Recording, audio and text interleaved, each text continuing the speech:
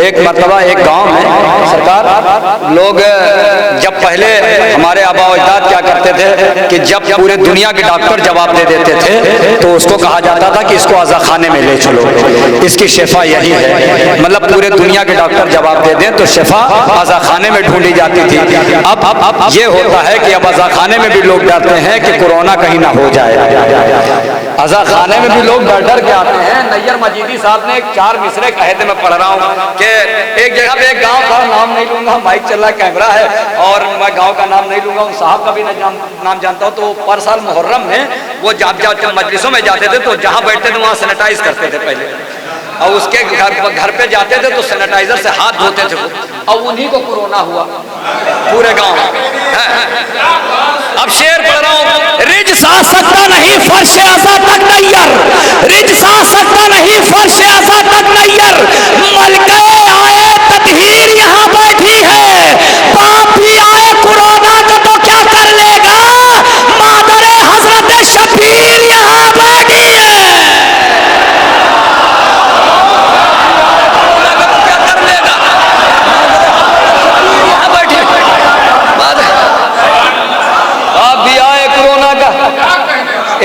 اگر اجازت ہو تو 3 شعر اور پڑھ لوں، پتہ نہیں کب موقع ملے. ایک واقعہ ہے، میں دلی جا رہا تھا، سرکار کو بتا دوں، میں دلی جا رہا تھا محفل پڑھنے. تو ایک عجیب و غریب لباس میں آدمی ایسا لگ رہا تھا کم سے کم 6 مہینے سے اس نے نہایا نہیں نہ کپڑے دھوئے. عجیب و غریب لباس میں پھٹے پھٹے کپڑے، اور وہ سامنے والی سیٹ پہ بیٹھا ہوا. اس نے دیکھا میرا یہ ہرا والا دھاگا تو کہنے لگا آپ شیعہ ہیں؟ تو ہم نے کہا کہنے لگا میں بھی عزادار ہوں. اس نے لفظ شیعہ نہیں کہا میں بھی عزادار ہوں. کہا دلی کیوں جا رہے ہیں؟ تو ہم نے کہا میں شاعر ہوں، پڑھنے جا رہا ہوں. تو کہنے لگا شعر تو میں بھی کہہ لیتا ہوں. تو ہم نے کہا شعر سناؤ. عجیب و غریب حالت، کئی جگہ سے کپڑے پھٹے ہوئے اور پورے مطلب گرد و غبار میں کپڑے اٹے ہوئے، عجیب و غریب. اور اس کے بعد میں پھر اس کو میں نے ڈھونڈا، دلی اسٹیشن پہ ٹرین رکی، اس کے بعد وہ دکھائی نہیں پڑا. میں بہت دیر تک اس کو دیکھتا رہا، دکھائی نہیں پڑا. مگر اس زاویے کا اگر کسی نے شعر سنا ہو تو داد نہ دے خدا حسین کا واسطہ. عجیب و غریب لباس میں آتا، مطلب آج بھی اس کی تصویر میرے ذہن میں ہے. اس کے لباس کئی جگہ سے پھٹے ہوئے، گرد و غبار میں اٹے ہوئے کپڑے. اس کے بعد وہ چلا گیا، پھر کہیں ملا ہی نہیں ہندوستان میں. شعر پڑھ رہا ہوں، ایک مطلب 4 شعر. کہتا ہے کہ ہم شاہ کے غلاموں کی انوکھی ادا ہے، ہم شاہ کے نوکر ہیں جہاں اپنا گدا ہے. ہائے ہائے ہائے ہائے، پہنچیں گے سب لوگ کھڑے ہو کے داد دیں گے. شعر پہنچا لے گیا. ہم شاہ کے غلاموں کی انوکھی ادا ہے، ہم شاہ کے نوکر ہیں جہاں اپنا گدا ہے. اس آگ پہ جاتی نہیں دنیا کی نگاہیں، جس آگ پہ شبیر کا غمخوار کھڑا ہے. تو اللہ بھی کہتا ہے تیرا شکریہ فضا، زہرا کی کنیزی کا شرف جب سے ملا ہے. اب یہاں سے یہ شعر وہی ہے. اللہ بھی ہم شاہ کے غلام، 2 شعر سوال کے ہیں اور 1 شعر جواب کا ہے. سنیے گا عجیب و غریب انداز. ہم شاہ کے غلاموں کی انوکھی ادا، ہم شاہ کے نوکر ہیں جہاں اپنا گدا ہے. اس آگ پہ جاتی نہیں دنیا کی نگاہیں، جس آگ پہ شبیر کا غمخوار کھڑا ہے. اللہ بھی کہتا ہے تیرا شکریہ فضا، زہرا کی کنیزی کا شرف جب سے ملا ہے. جنت میں گیا جان تو یوسف یہ پکارا، اے جان تیرا حسن تو مجھ سے بھی سوا ہے. توجہ نہیں پہنچے. جنت میں گیا جان تو یوسف یہ پکارا، اے جان تیرا حسن تو مجھ سے بھی سوا ہے. بتلا دے بتلا دے بتلا دے کہاں سے یہ میسر ہوئی دولت. واللہ کی فردوس کا رنگ پھیکا پڑا ہے. ارے یوسف کی طرف دیکھ کے پھر جان پکارا، اکبر کا پسینہ میرے ماتھے پہ گرا ہے.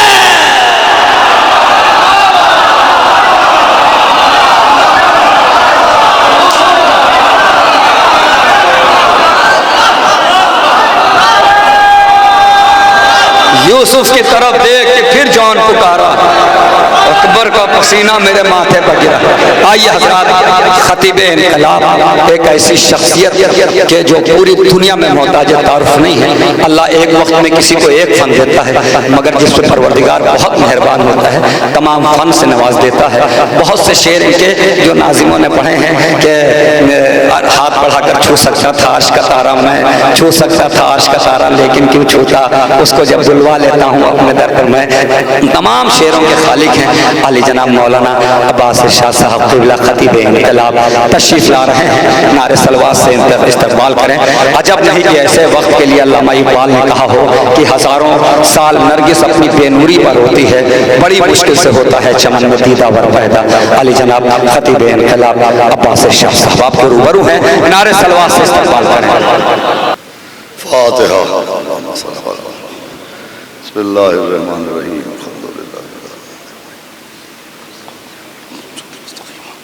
صراط الذین انعمت علیہم۔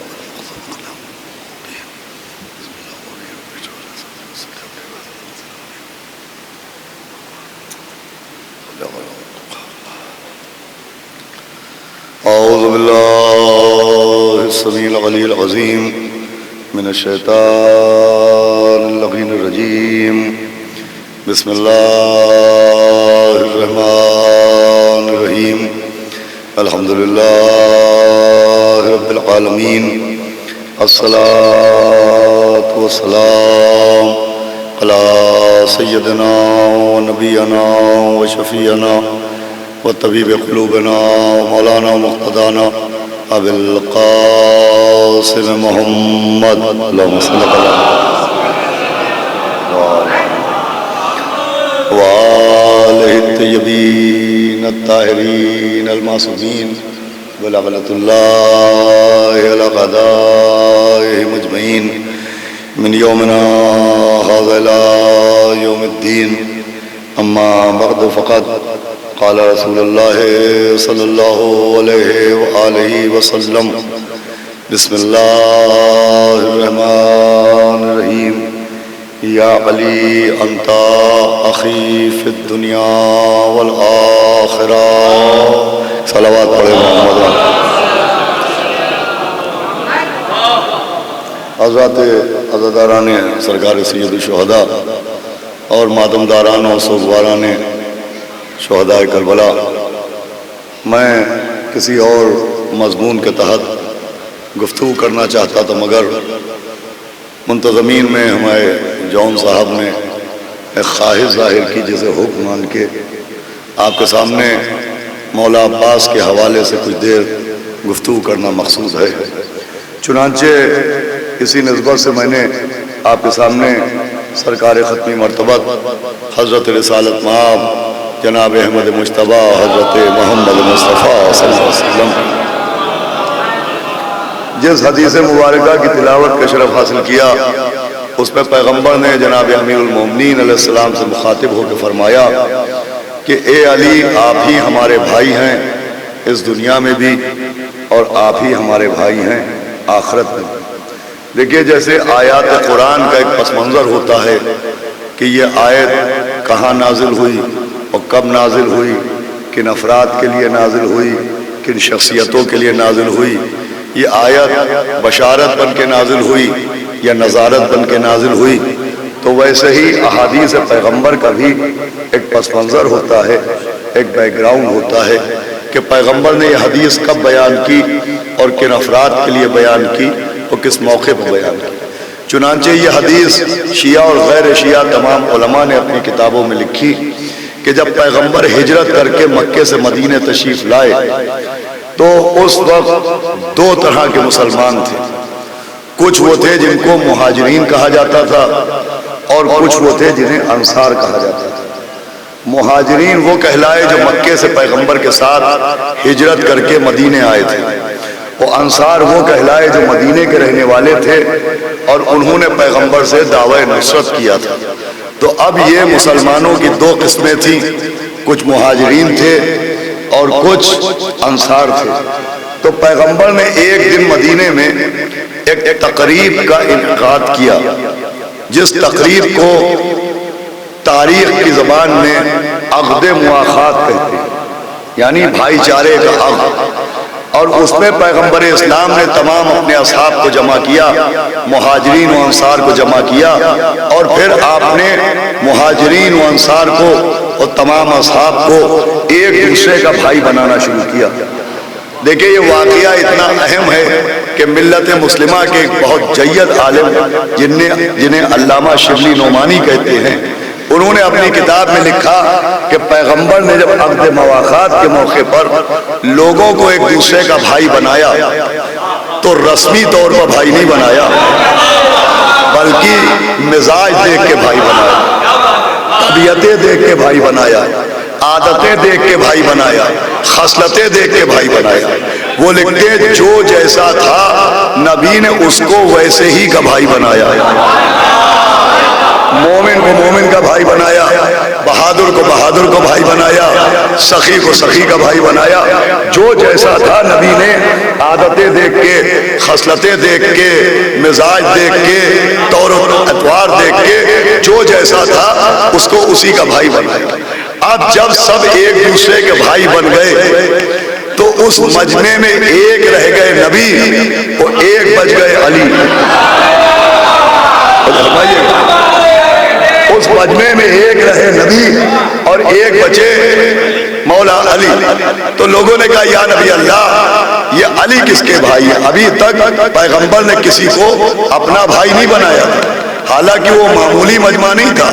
ملت مسلمہ کی نظر سے دیکھیے تو وہ VIP مجمع تھا، صحابہ کرام کا مجمع تھا، اصحاب رسول کا مجمع تھا، مگر ابھی تک پیغمبر نے کسی صحابی کو بھی اپنا نبی نہیں بنایا۔ شاید پیغام یہ بھی پہنچایا کہ جب صحابی میرا بھائی نہیں ہو سکتا تو وہابی میرا بھائی کہاں؟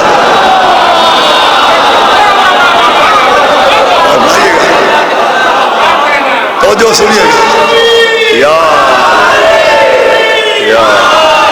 ادھر تشریف یہاں آ جائے، صلوات پڑھے محمد والے محمد۔ بھائی صلوات ذرا بآواز بلند پڑھ دے۔ آئیے بھائی، اذان گرامی یہ پیغام پہنچائے کہ جب یہ میرے بھائی نہ ہوئے تو تم میرے بھائی کہاں سے ہوگے؟ پھر مولا علی کو سینے سے لگایا، فرمایا یا علی انت اخی فی الدنیا والآخرہ، کہ اے علی آپ ہی میرے بھائی ہیں اس دنیا میں بھی اور آپ ہی ہمارے بھائی ہیں آخرت میں بھی۔ اب پوری توجہ سنیے گا، اس پیغمبر کے عمل سے اور پیغمبر کی اس حدیث سے ایک بات اور سمجھ میں آئی کہ بھائی بھی دو طرح کے ہوتے ہیں۔ توجہ سنیے گا، بھائیوں کی بھی دو قسمیں ہوتی ہیں۔ ایک بھائی وہ ہوتا ہے کہ ماں باپ ایک تو بھائی ہے، خاندان ایک تو بھائی ہے، رگوں میں بہنے والا خون ایک تو بھائی ہے، خاندان ایک تو بھائی ہے، قبیلہ ایک تو بھائی ہے، شجرہ ایک تو بھائی ہے۔ ایک بھائی ہوتا ہے خاندان کی وجہ سے، قبیلے کی وجہ سے، خون کی وجہ سے، شجرے کی وجہ سے، اور ایک بھائی ہوتا ہے طبیعت کی وجہ سے۔ پوری توجہ سنیے گا، ایک بھائی ہوتا ہے مزاج کی وجہ سے۔ بھائی ایک بھائی خاندان ایک تو بھائی بنا، قبیلہ ایک تو بھائی بنا، خون ایک تو بھائی بنا، مگر ایک بھائی وہ ہوتا ہے جو طبیعت ایک ہے تو بھائی بنا، مزاج ایک ہے تو بھائی بنا۔ اب یہ جو دونوں قسمیں ہیں بھائیوں کی، ان میں ایک فرق بھی ہے کہ وہ بھائی جو خاندان کی وجہ سے بھائی بنے، قبیلے کی وجہ سے بھائی بنے، ماں باپ کی وجہ سے بھائی بنے، وہ بھائی بن تو جاتا ہے، مگر اگر مزاج ایک نہیں ہوتا تو بھائی رہ نہیں پاتا ہے۔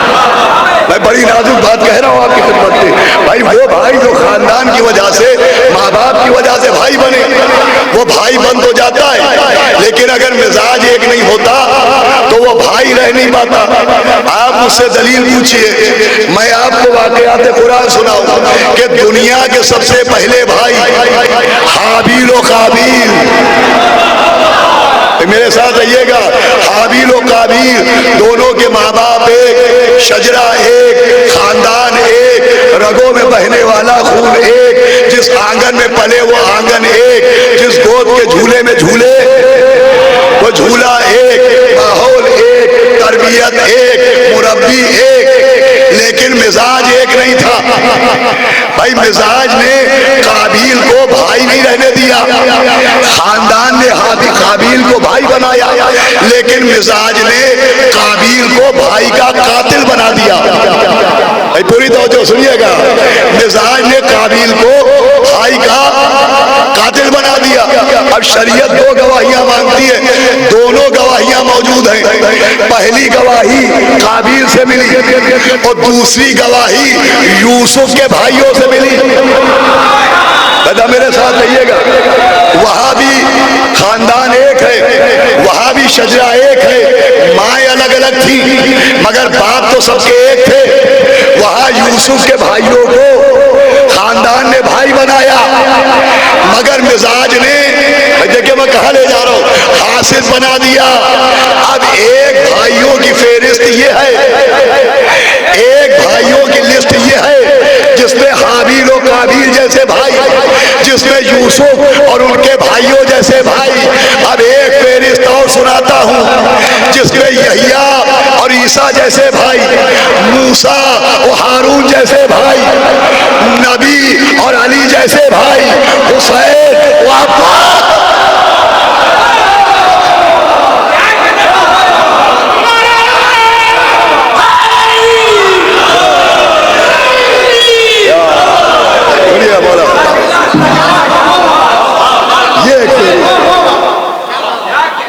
یہ فہرست اور ہے جناب یحییٰ و عیسیٰ جیسے بھائی, موسیٰ و ہارون جیسے بھائی, نبی و مولا علی جیسے بھائی, مولا حسین اور جناب عباس جیسے بھائی. اب یہاں صرف خاندان ایک نہیں ہے, صرف خون ایک نہیں ہے, صرف شجرہ ایک نہیں ہے, یہاں مزاج بھی ایک ہے. بھیا پڑھنا میرا کام ہے, سمجھنا آپ کا کام ہے. یہاں طبیعتیں بھی ایک ہیں. آپ دلیل پوچھے تو دلیل یہ کہ یحییٰ نے عیسیٰ کا حق ادا کیا, یہ دلیل کہ یحییٰ و عیسیٰ کا مزاج ایک. ہارون نے موسیٰ کا حق ادا کیا, یہ دلیل کہ موسیٰ و ہارون کا مزاج ایک. مولا علی نے نبی کا حق ادا کیا, یہ دلیل کہ نبی و مولا علی کا مزاج ایک. اسی تاریخ میں لکھا کہ جناب عباس نے مولا حسین کا حق ادا کیا, تو یہ دلیل ہے کہ عباس اور حسین کا مزاج ایک. مگر عزیزوں ایک فرق رہا, بھائی یحییٰ نے عیسیٰ کے بھائی ہونے کا حق ادا کیا مگر بھائی کہہ بھی دیا. چاہے جائے ہارون نے موسیٰ کا حق ادا کیا مگر بھائی کہہ بھی دیا. علی نے نبی کا حق ادا کیا مگر بھائی کہہ بھی دیا. سلام عظمت عباس پر. یہ جملہ آپ کے حوالے, یہ دنیا کا واحد بھائی ہے جس نے حق ادا کیا بھائی ہونے کا, اعلان کرتا رہا غلام ہونے کا. اللہ یا عباس, یا عباس, سلام رکھی.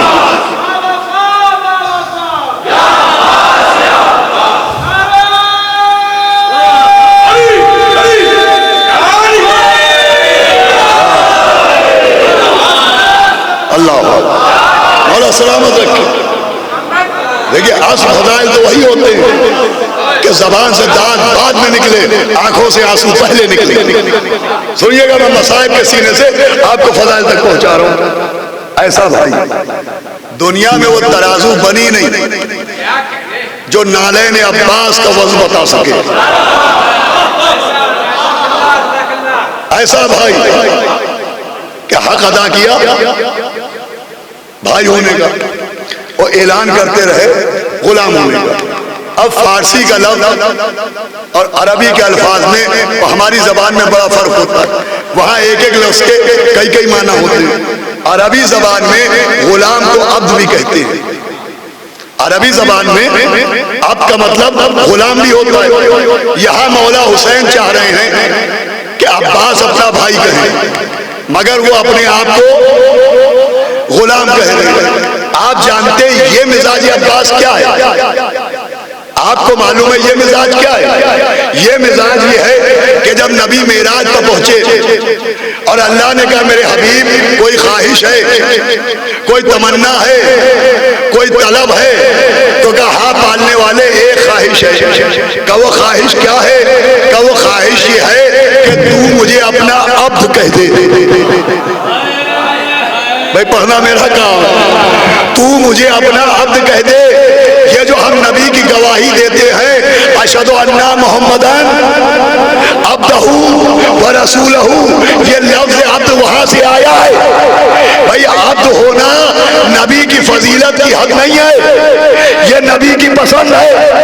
اللہ چاہ رہا ہے طہ کہوں، انہیں یاسین کہوں، رحمت للعالمین کہوں، لیکن نبی چاہ رہے ہیں کہ یہ عبد کہہ دیں، جیسے مولا حسین بھائی کہہ رہے ہیں، لیکن عباس چاہتے ہیں. بھائی بات پہنچ رہی ہے کہ نہیں؟ یہ اپنا غلام کہہ دے. جو معراج میں نبی کی پسند ہے وہی مدینے میں جناب عباس کی پسند ہے. خالی پسند ایک نہیں ہے نبی و عباس کی. جب شبل امان نامہ لے کے آیا، اس نے امان نامہ پیش کیا، تو جناب عباس کی زبان سے ایک جملہ نکلا. فرمایا تبت یدا کا واللعن اللہ امانوں کا، تیرے ہاتھ ٹوٹ جائیں اور تیرے امان نامے پر اللہ کی لعنت. تبت یدا کا، تبت یدا کا، تبت یدا کا. نہ جانے آپ کو قرآن کا کوئی سورہ یاد آیا کہ نہیں آیا؟ تبت یدا ابی لہب وتب. ارے مجھے کہنے دیجئے، جس لہجے میں اللہ نے نانا کے دشمن کو رسوا کیا، اسی لہجے میں عباس نے نوازے گا.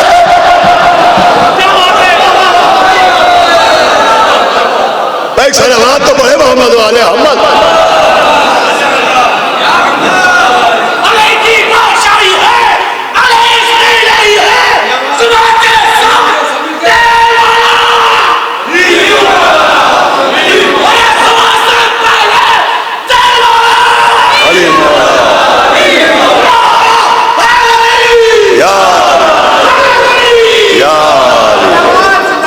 مولا سلامت ہے کہ سنیے کہ بولیں گے سب انشاءاللہ. عباس کا لہجہ قرآن جیسا، عباس کی پسند، بھائی میری تو متوجہ ہے، عباس کی پسند نبی جیسی ہے. جو نبی کو وہاں پسند وہی مولا عباس کو یہاں پسند. وہاں نبی چاہتے ہیں اللہ اپنا عبد کہہ دے، یہاں عباس چاہتے ہیں کہ حسین اپنا غلام کہہ دیں. دونوں کی پسند ایک ہے. تو جب دونوں کی پسند ایک ہے تو قانون بھی ایک بنا. جب نبی کی گواہی دی گئی تو کہا گیا اشہد ان محمدن عبدہ و رسولہ. اور جب جناب عباس کی زیارت پڑھی گئی، السلام علیکہ ایھا العباس.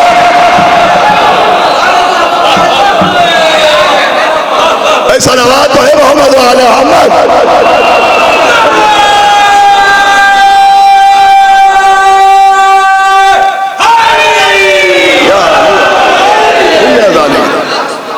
یہ دنیا کا واحد بھائی ہے جس نے بھائی نہیں کہا غلام.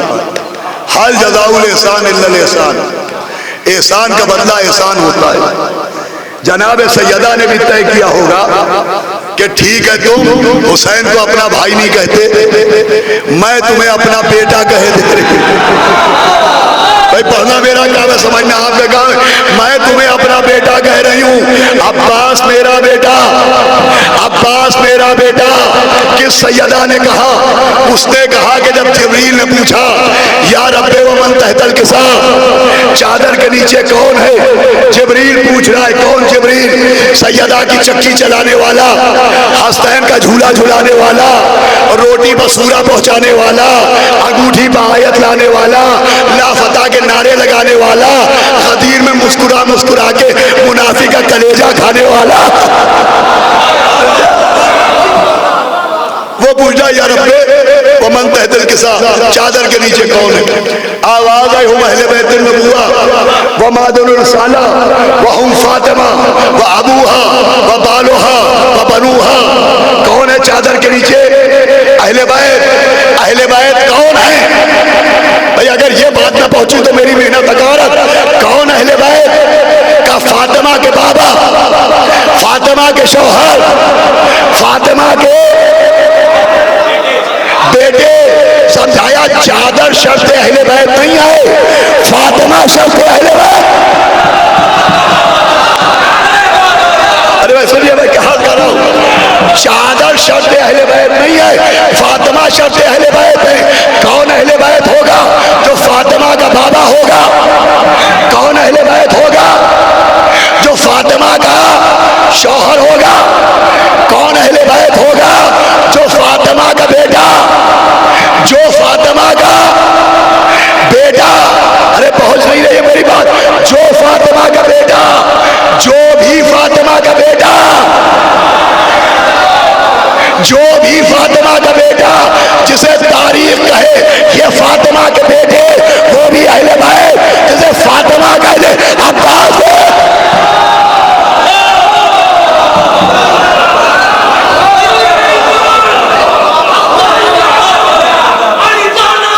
ماشاءاللہ یا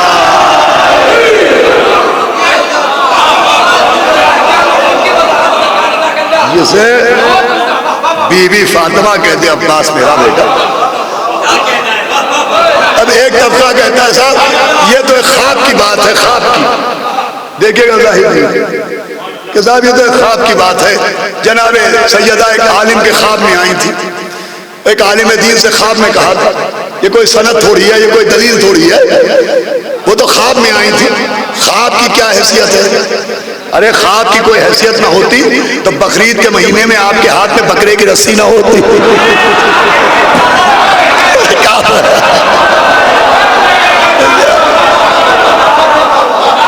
بھائی صلوات پڑھے محمد و آل محمد۔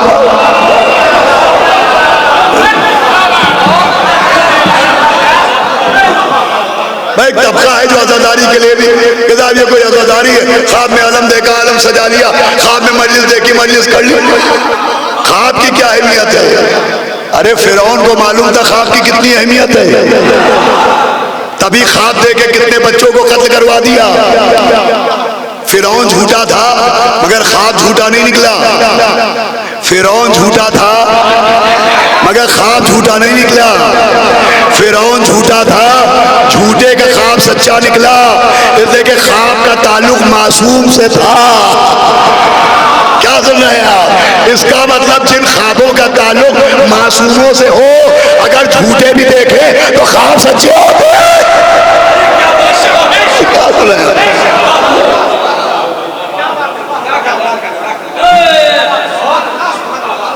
عزیزان گرامی، سیدہ نے کہا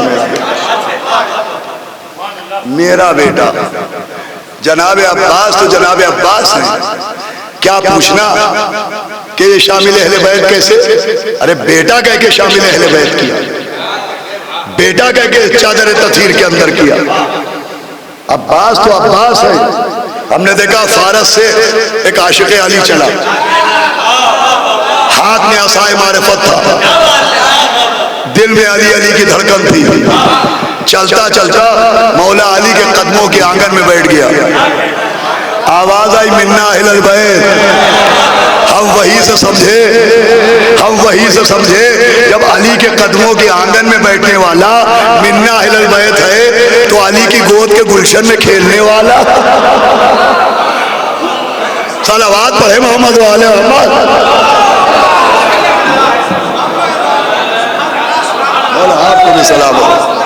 دیکھیں ایک تو وقت بہت سخت ہے، دوسرے سینوں کی داد اپنی نظامت سے جناب زاہد صاحب اپنے حصے میں ریزرو کر چکے ہیں، لیکن بہرحال مولا عباس کا ذکر ہے، انشاءاللہ آپ خاموش نہ رہیں گے، چپ نہ رہیں گے، سنیے گا جہاں تک مجھے پہنچانا ہے، میں اپنے وقت کے اندر گفتگو تمام کروں گا۔ دیکھیے ماشاءاللہ مجھ سے پہلے بھی ذاکرین پڑھ چکے ہیں اور میرے بعد بھی پڑھ چکے ہیں، اور ہم لوگوں کے مسلک میں تو غصب سے ہی لعنت کی جاتی ہے۔ ہم غاصب نہیں ہیں، نہ تخت کے غاصب ہیں نہ وقت کے غاصب ہیں۔ صلوات پڑھے محمد و آل محمد۔ سنیے گا جناب عباس بیٹا کا، اب یہ کیا ہے، صرف خاندان والے بھائی نہیں، ان کا مزاج بھی ایک ہے۔ اب ہم نے دیکھا کہ معصوموں کے وہ بھائی جو ان کے ہم مزاج ہوتے ہیں وہ صرف رشتہ دار نہیں رہتے، وہ عہدے دار بھی بنتے ہیں۔ ہارون موسیٰ کے بھائی ہیں، لیکن موسیٰ نے ہاتھ اٹھایا پالنے والے انہیں میرا وزیر بنا دے۔ بھائی کو صرف بھائی نہیں رکھا، عہدے دار بھی بنایا۔ اور نبی کو تو مولا علی کے لیے کہنے ہی نہیں پڑا کہ انہیں میرا جانشین بنا دے. وہاں تو انہوں نے تیور بدل لیے تھے کہ اگر یہ نہ کیا تو کچھ نہ کیا. توجہ ہمارے وہاں تو اللہ میاں کے تیور اور تھے کہ اگر یہ نہ کیا تو کچھ نہ کیا. تو بھائی موسیٰ کا بھائی ہارون صرف رشتہ دار نہیں رہا، عہدے دار بھی بنا. نبی کے بھائی مولا علی صرف رشتہ دار نہیں رہے، عہدے دار بھی بنے. تو پھر حسین کا بھائی صرف رشتہ دار کیسے رہتا؟ اسی لیے تو علمدار بھی بنا.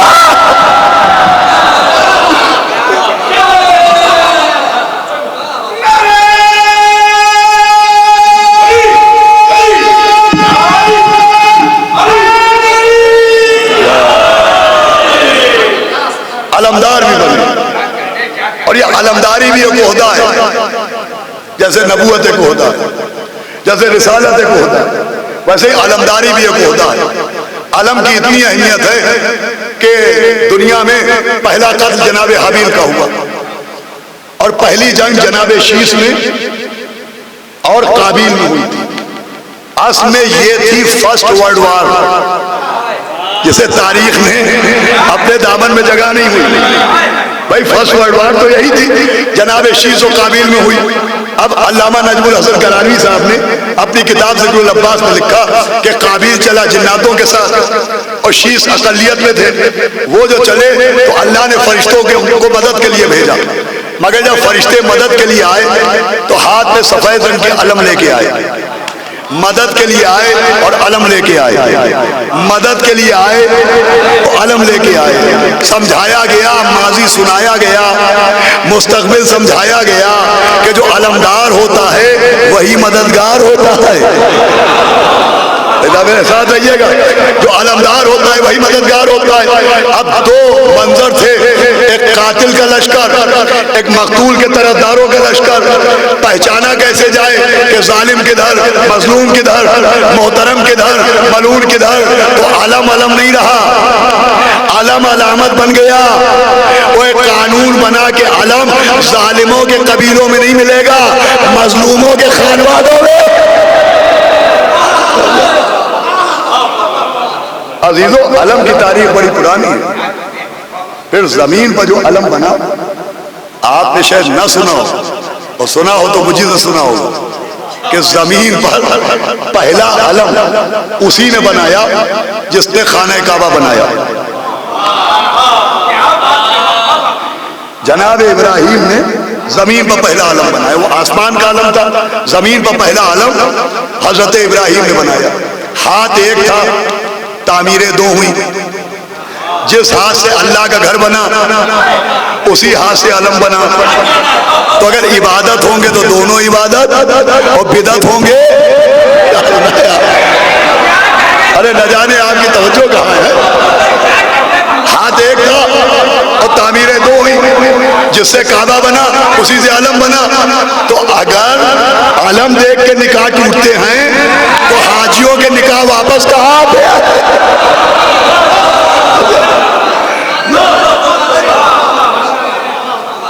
یہ تھا پہلا علم. پھر میں نے عرض کیا جیسے نبوت ایک عہدہ ہے، رسالت ایک عہدہ ہے، ویسے علمداری بھی ایک عہدہ ہے. جیسے ہر ایک کو نبوت نہیں ملتی، ہر ایک کو رسالت نہیں ملتی، ہر ایک کو امامت نہیں ملتی، ویسے ہی ہر ایک کو علمداری بھی نہیں ملتی. بس سنیے 10 منٹ میں اور گفتگو سمیٹ دوں گا، لیکن پوری توجہ سے سنیے گا. اور توجہ کی دلیل کے لیے ایک باواز بلند صلوات پڑھیے گا.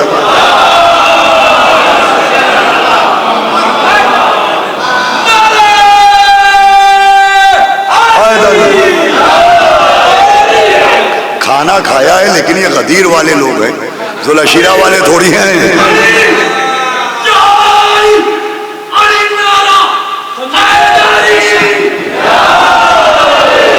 دیکھیں اب جب ظاہر صاحب نے ایک مجھے راستہ دکھایا ہے تو میں ایک بات کہوں. دیکھیے شعراء کی قسمت بہت اچھی ہوتی ہے. ہمارے ارم صاحب ابھی پڑھیں، آپ حضرات پڑھیں، بہت لکی ہوتے ہیں یہ لوگ. ایک تو ان کی قسمت کے دھنی ہونے کی دلیل یہ ہے کہ ان سے تو اکثر فرمائشیں ہوتی ہیں کہ وہ قطع پڑھ دیجئے، وہ ربائی پڑھ دیجئے، وہ سلام پڑھ دیجئے. آج تک ہم سے کبھی کسی نے نہیں کہا کہ وہ جو وہاں مجلس پڑھی تھی وہ یہاں پڑھ دیجئے.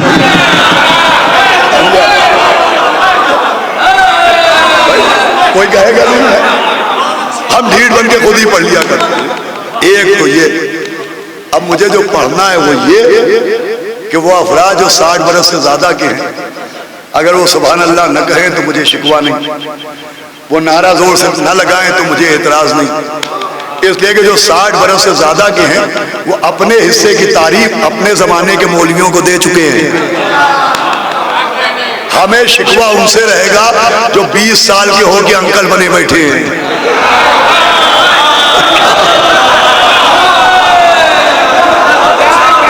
بھائی صلوات پڑھے محمد والے محمد.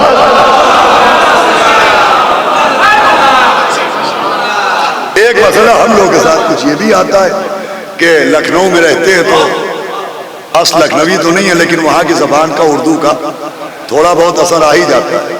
اور اردو کا مسئلہ یہ ہو گیا ہے کہ ایک صاحب سے پوچھا کہ آپ کا قیام کہاں ہے؟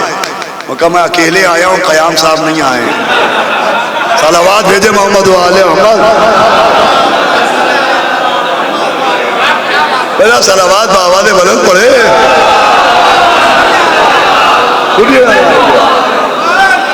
خیر میں بہت آسان زبان میں آپ کی خدمت میں عرض کرنے کی کوشش کرتا ہوں. علمداری بھی ایک عہدہ ہے اور اس عہدے کی بھی شرطیں ہیں. کتاب میں ایک واقعہ ہے کہ ایک جنگ میں اللہ نے حکم دیا کہ مولا علی مدینے میں رہے اور نبی علم لے کے جنگ کرنے کے لیے نکلے. جنگ شروع ہونے والی ہے، علم موجود ہے، علمدار موجود نہیں. نبی نے مجمع پر نظر ڈالی اور کہا تم میں کسی کو قرآن یاد ہے؟ بھائی مسئلہ علمداری کا ہے اور سوال کیا قرآن کا کہ تم میں کسی کو قرآن یاد ہے؟ وہ صحابہ کرام بیٹھے تھے مگر کسی نے نہ کہا کہ یا نبی اللہ ہم حافظ قرآن ہیں. کوئی نہ بولا ہم حافظ قرآن ہیں. آج لوگ ہمیں کوہنیاں مارتے ہیں کہ آپ کیا حافظ نہیں ہوتے. ارے اگر حافظ ہونا فخر کی بات ہے تو صحابہ کا حافظ نہ ہونا بڑے شرم کی بات ہے.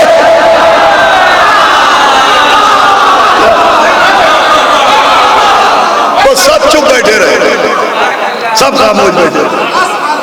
کونے سے ایک چھوٹا سا لڑکا کھڑا ہوا 14 برس کا. اس نے کہا یا نبی اللہ مجھے پورا قرآن تو یاد نہیں ہے لیکن ایک سورہ یاد ہے. کہا کیا سورہ یاد ہے؟ کہا مجھے سورہ بقرہ یاد ہے، قرآن کا سب سے بڑا سورہ. چھوٹوں چھوٹوں کو بڑا یاد اور بڑوں بڑوں کو چھوٹا نہیں یاد. نبی نے کہا چلو سناؤ. اس نے قرآن سورہ بقرہ سنانا شروع کیا اور جیسے ہی سورہ ختم کیا نبی نے علم لیا اس کے ہاتھ میں دے دیا. لوگوں نے کہا یا نبی اللہ ایک کمسن سے لڑکے کو علمدار بنا دیا. فرمایا علمداری کے لیے سن نہیں دیکھا جاتا، قرآن دیکھا جاتا ہے. کہا بلایا قرآن دیکھا جاتا ہے. اب یہ شرط سنیے، اب آخری منزل اور ایک علمداری کی مشہور شرط اب آخری آتی تک سنیں اور وہ خیبر کی شرطیں کہ کل علم اسے دوں گا جو مرد ہوگا، قرار ہوگا، غیر فرار ہوگا، اللہ اور رسول اس کو چاہتے ہوں گے، وہ اللہ اور رسول کو. ابھی مصائب نہیں ہے، سنیے گا. خیبر کی مشہور شرط 2 میدان ہیں، 2 منظر ہیں، 2 علم دینے والے ہیں اور 2 علم لینے والے ہیں. اب چاہے جیسے سنیے گا، آپ جانے آپ کا آقا جانے. 2 میدان، 2 منظر، 2 علم دینے والے، 2 علم لینے والے. ایک خیبر کا میدان، ایک کربلا کا میدان. اور میرے ساتھ رہیے گا، ایک خیبر کا میدان، ایک کربلا کا میدان. خیبر میں علم دینے والے نبی رسول اللہ، میرے ساتھ رہیے گا. خیبر میں علم دینے والے نبی، کربلا میں علم دینے والے. سنیے قدر بھائی، ابھی میں علم دینے والوں کی بات کر رہا ہوں. خیبر میں علم دینے والے نبی، کربلا میں علم دینے والے مولا حسین. تو علم دینے والوں میں تو کوئی فرق نہیں ہے. جیسا علم دینے والا خیبر میں، ویسا ہی علم دینے والا ادا میرے پاس آئیے گا، کربلا میں نانا و نواسے میں کوئی فرق تو نہیں؟ منہ سے بولیے، کوئی فرق تو نہیں؟ نبی و مولا حسین میں کوئی فرق تو نہیں؟ اگر کوئی کہے فرق ہے تو میں کہوں گا حدیث یاد کرو، حسین و منی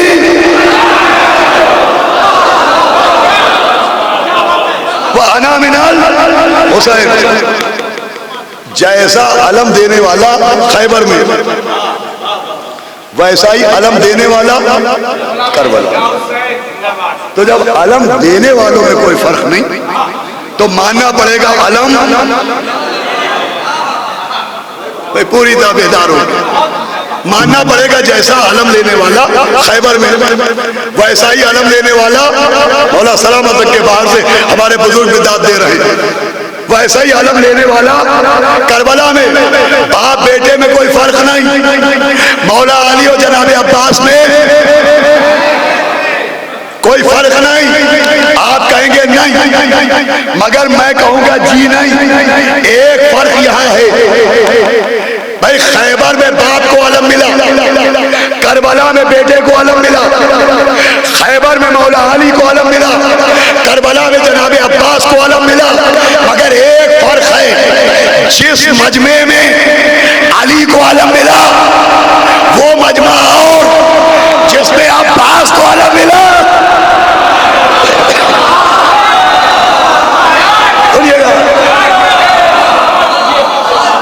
آخری رسول وہ مجمع اور بھائی خیبر کا مجمع مخلوط تھا، اس میں نااہل بھی تھے، اس میں منافق بھی تھے، تہمت ہذیان لگانے والے بھی تھے، مگر جس مجمع میں مولا عباس کو علم ملا خود حسین نے فرمایا جیسے مجھے ملے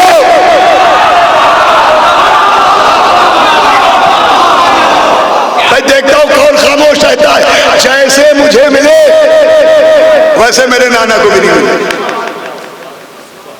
ایسا مجمع آسمان کی آنکھوں نے دیکھا نہیں، ایسا مجمع زمین کے سینے پہ آیا نہیں۔ سنیے میں مصائب کے سینے سے آپ کو فضائل کے گوشے دکھاتا ہوں۔ ایسا مجمع کہ حبیب جیسا رجل فقی موجود، سعید و زہیر جیسی سپر نماز حسین موجود، ابو سمامہ سیداوی جیسا عاشق نواز موجود، ارے قاسم کو دیکھیے شبر موجود، اکبر کو دیکھیے پیغمبر موجود۔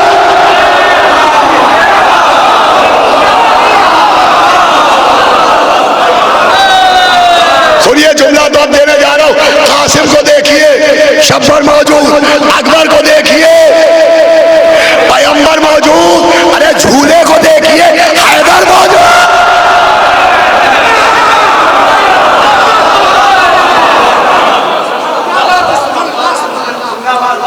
یہ جو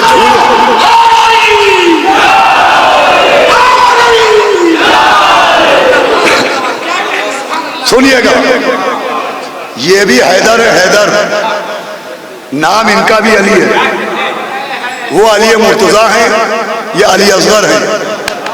کل ذوالعشیرہ میں جب نبی نے پکارا تو وہاں کوئی نہ نکلا ان علی کے سوا، آج کربلا میں جب حسین نے پکارا سنیے گا کوئی نہ نکلا اس علی کے سوا، ارے اس علی نے جھولے میں کلہ ازدر چیرا، اس علی نے آغوش حسین میں کلہ یزیدیت کا چیرا۔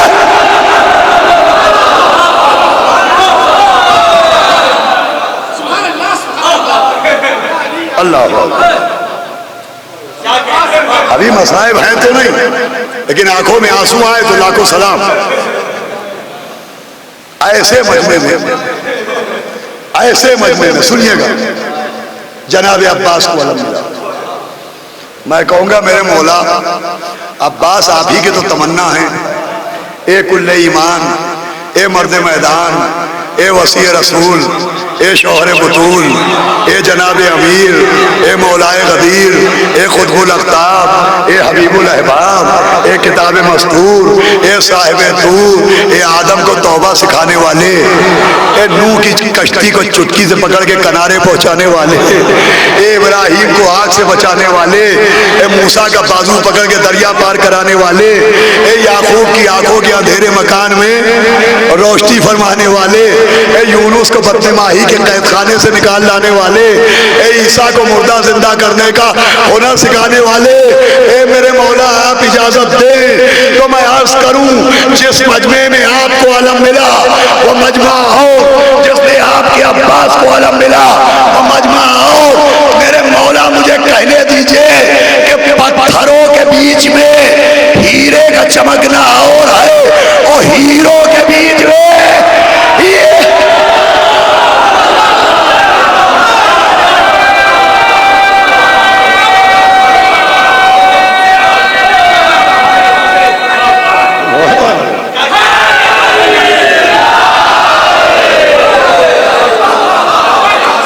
پتھروں کے بیچ میں ہیرے کا چمکنا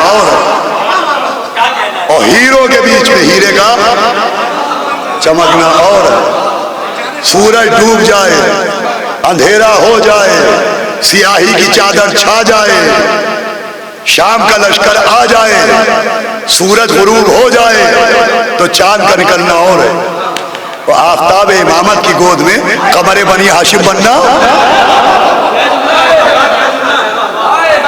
اور مجھے چونکہ حکم دیا گیا تھا لہذا میں نے پڑھا۔ ایسا علمدار، وہ خیبر کا علمدار، یہ کربلا کا علمدار۔ سنیے گا 2 منٹ، اس کے بعد مسائل۔ یہ علمدار کا لقب ریزرو ہے مولا علی کے لیے۔ اگر آپ حدیث دیکھیں، نبی نے فرمایا یا علی انتا صاحب اللوائی فی الدنیا والآخرہ، کہ اے علی آپ ہی میرے علمدار ہیں اس دنیا میں بھی اور آخرت میں بھی۔ یہ نبی کی حدیث ہے، اب چاہے جیسے سنیے گا۔ نبی نے فرمایا اے علی آپ ہی میرے علمدار ہیں اس دنیا میں بھی اور آخرت میں بھی۔ علمدار کا لقب ریزرو ہے، وقف ہے مولا علی کے لیے، لیکن اسے کیا کیجئے کہ جب بھی لفظ علمدار آتا ہے تو باپ سے پہلے بیٹے کا خیال آتا ہے۔ سنیے گا جو میں عرض کر رہا ہوں، اس کے بعد مسائل۔ لفظ علمدار آیا، میں نے کہا علمدار آپ کس کو سمجھے؟ جناب عباس صاحب۔ آپ نے کہا علمدار میں کسے سمجھا؟ جناب عباس۔ یہ کیا معاملہ ہے؟ لقب باپ کا ہے، یاد آتا ہے بیٹا۔ تو یہ مسئلہ یہ ہے کہ نماز کے بعد 34 مرتبہ اللہ اکبر، یہ اللہ کا ذکر ہے۔ 33 مرتبہ الحمدللہ، یہ کس کا ذکر ہے؟ عباس، اللہ کا ذکر ہے۔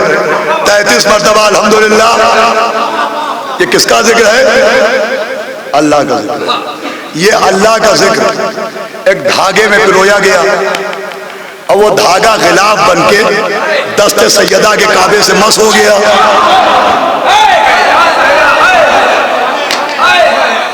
کچھ جملوں کی داد تو مجھے جناب زہرا سے لینا ہے۔ صلوات بھیجے محمد و آل محمد۔ سنیے گا، ذکر اللہ کا ہے مگر کہلاتا ہے، زور سے بولیے، تسبیح ہے سلام اللہ علیہ۔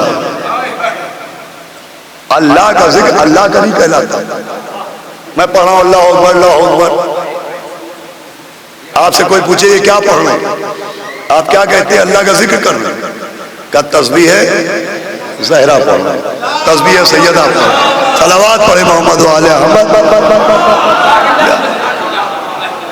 ذکر اللہ کا ہے، کہلاتا ہے تسبیح ہے زہرا۔ سنیے گا بھائی، فضائل کے سلسلے کا یہ آخری جملہ ہے۔ جناب کمیل مولا علی کے پاس آئے اور کہا یا علی کوئی دعا سکھا دیجئے، دیکھیں کہ حاجتوں کی تکمیل ہو جائے۔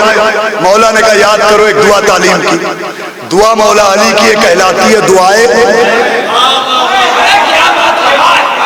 دعا علی کی ہے، کہلاتی ہے دعائے کمیل، علمدار لقب علی کا ہے، حصے میں آیا عباس کے، مسئلہ سمجھیے کیا ہے، اللہ کا ذکر، بھائی آخری آدمی تک، اللہ کا ذکر دست سیدہ میں ایسا سمایا کہ اللہ کا نہیں تسبیح زہرا کہلایا، علی کی دعا کمیل نے ہونٹوں پر ایسے سجائی کہ علی کے نہیں دعائے کمیل کہلائی، ارے باپ کا عالم بیٹے نے ایسے اٹھایا۔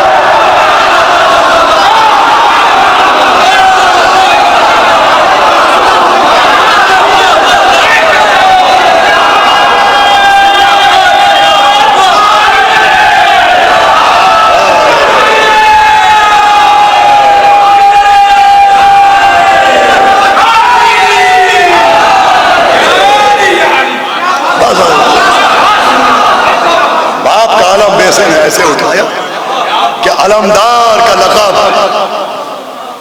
جناب عباس کے حصے میں بھی آیا، اے جان و دل حیدر کرار علمدار، اے قوت دستے شہ ابرار علمدار، تم مر گئے اب میرا علم کون اٹھا،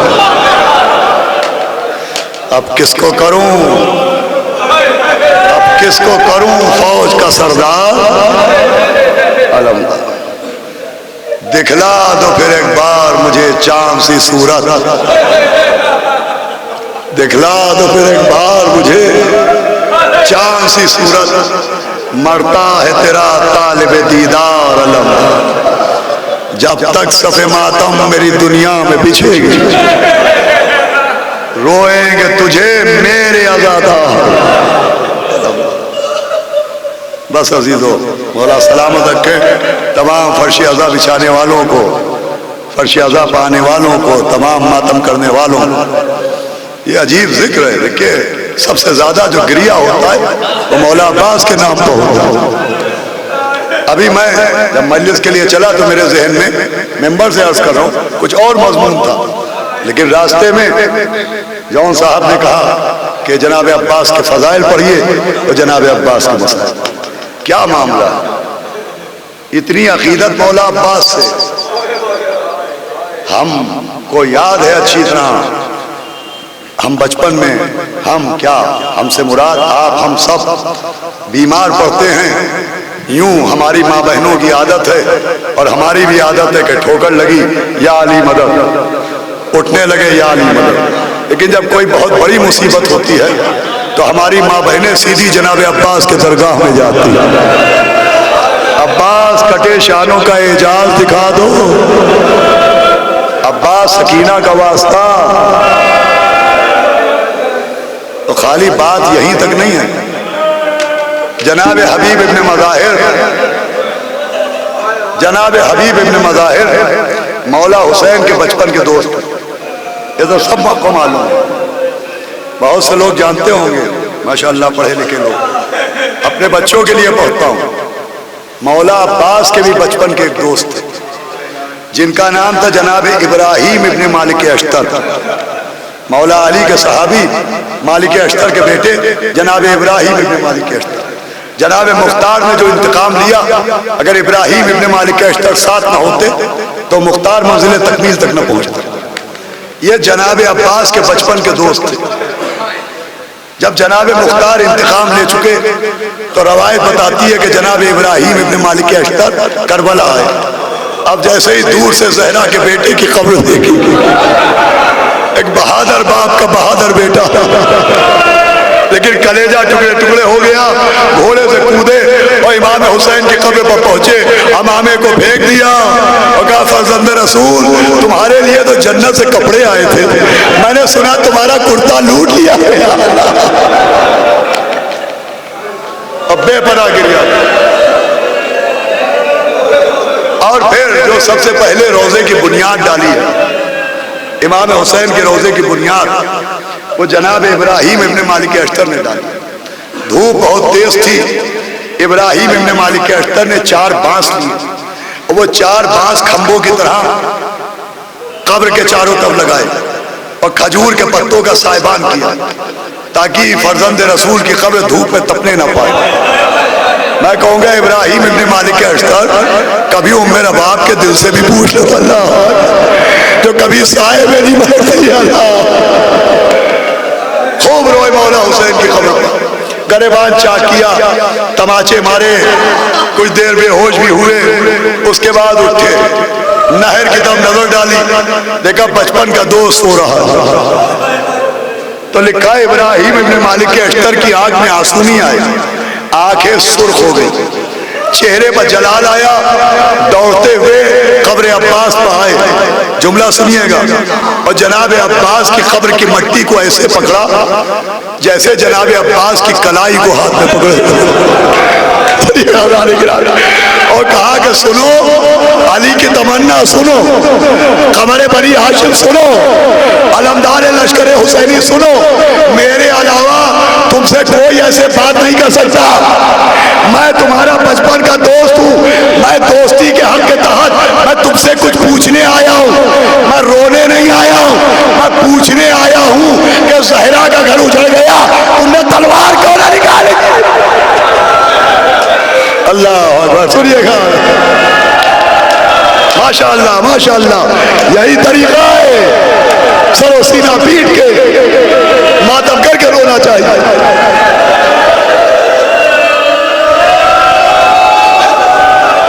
میں تمہاری خبر پر رونے نہیں آیا، جتنا رونا تھا میں فرزند رسول کو رو چکا۔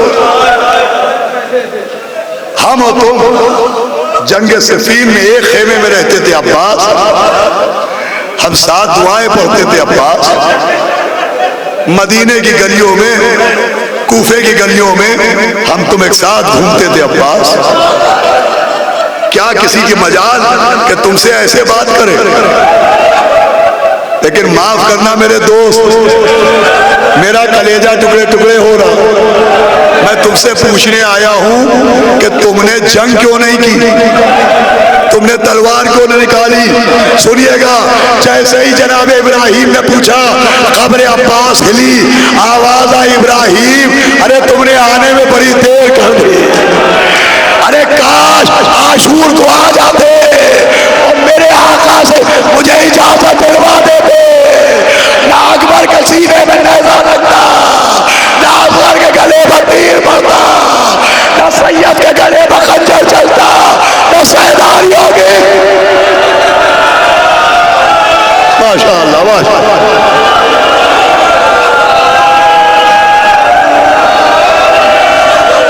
بہت دیر کر دی تھی، بہت دیر کر دی تھی، بہت دیر میں آئے، عاشور کو آتے ہمیں اجازت دے۔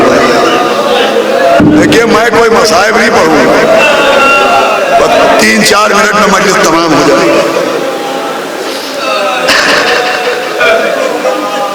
یہ ہے جناب عباس اور ان پر بھروسہ، مگر جیسے قرآن و اہل بیت دونوں الگ الگ نہیں، ویسے ہی ذکر عباس اور ذکر سکینہ الگ الگ۔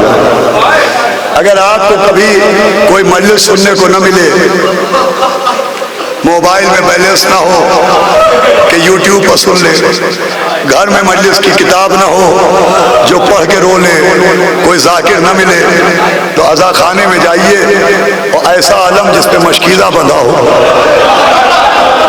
آپ 2 منٹ غور سے دیکھیے تو آپ کو ایسا نہیں معلوم ہوگا کہ مشکیزہ عالم میں بنا ہے، آپ کو ایسا لگے گا جیسے سکینہ چچا کے گلے میں بہت، یہ 2 سے جدا نہیں ہو۔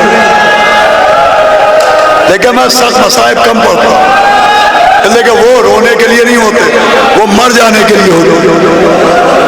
بس سنیے 2 منٹ مجلس تمام۔ جناب عباس اور جناب سکینہ یہ ذکر الگ نہیں ہوتا۔ صدام کا دور تھا اور حیدرآباد کا ایک قافلہ کربلا معلیٰ زیارت کو پہنچا، پالنے والے باب الہوائے جناب عباس تھا۔ اس سال جن لوگوں کے دلوں میں حسرت کی زیارت دفن ہو کے رہ گئے، انہیں توفیق دے کہ آنے والے سال میں ہم کربلا معلیٰ جا سکیں۔ وہ لوگ پہنچے تو آپ کو معلوم ہوگا جناب عباس کی اصل قبر تہہ خانے میں ہے، جیسے مولا حسین کی قبر، اور آج تک پانی جناب عباس کی قبر کا طواف کر رہا ہے، ایسا لگ رہا ہے قدموں سے لپٹا ہوا معافی مانگ رہا ہو۔ تو انہوں نے دیکھا کہ مزدور تعمیر چل رہی تھی روزے کی، سامان تعمیر لے کے اوپر نیچے آ جا رہے تھے، تو ان زائروں کے دل میں حسرت پیدا ہوئی کہ کاش ہم بھی اصل قبر جناب عباس کی زیارت کر لیں۔ تو انہوں نے مجاوروں سے کہا کہ ہمیں مزدور ہی بنا لو اور ہمیں اندر تک نیچے تک قبر عباس تک جانے دو۔ انہیں اجازت ملی، وہ پہنچے، سوچے ہم تو علم دیکھ کے رو پڑتے ہیں، جنہوں نے اپنی آنکھ سے قبر عباس دیکھی ہوگی ان کا کیا عالم ہوا ہوگا۔ کسی نے دیوار سے سر ٹکرا دیا، کسی نے گریبان چاک کیا، کوئی بے ہوش ہو گیا، مگر انہی میں ایک زائر ایسا تھا کہ جس کے پاس پانی کی خالی بوتل تھی، اس نے جلدی سے جناب عباس کی قبر کا پانی اپنی بوتل میں بھر کے محفوظ کر لیا۔ اب جب سب باہر آئے تو سب کو پتا چلا کہ جناب عباس کی قبر کا پانی یہ لے کے آیا، تو سب نے تعریف کی، کہا ہمیں تو خیال ہی نہ تھا، کم سے کم تو نے پانی لے لیا، لا ایک ایک بوند ہم کو بھی دے دے تاکہ ہم بھی یہ تبرک استعمال کریں۔ اس زائر نے ہاتھ جوڑے، کہا مجھ سے میرا مال مانگیے میں مال دے دوں گا، مجھ سے میری جان مانگیے میں جان دے دوں گا، مگر قبر عباس کا پانی نہ مانگیے گا۔ اب سارا قافلہ حیران کہ نہ پی رہا ہے پانی، نہ کسی کو پینے کو دے رہا ہے۔ لوگ پوچھ رہے تھے اس پانی کا کیا کرو گے، کہا دیکھتے رہو کیا کروں گا۔ اور مجلس تمام ہو رہی ہے، جب عراق کی زیارتیں ختم ہو گئی وہ یہ قافلہ وہاں پہنچا جہاں ننھی سی سکینہ کو ہونا اور یادہ داروں مجلس تمام ہے۔ کسی زائر نے پانیاں چڑھائی، کسی زائر نے چادر چڑھائی، یہ زائر آگے بڑھا، پانی کو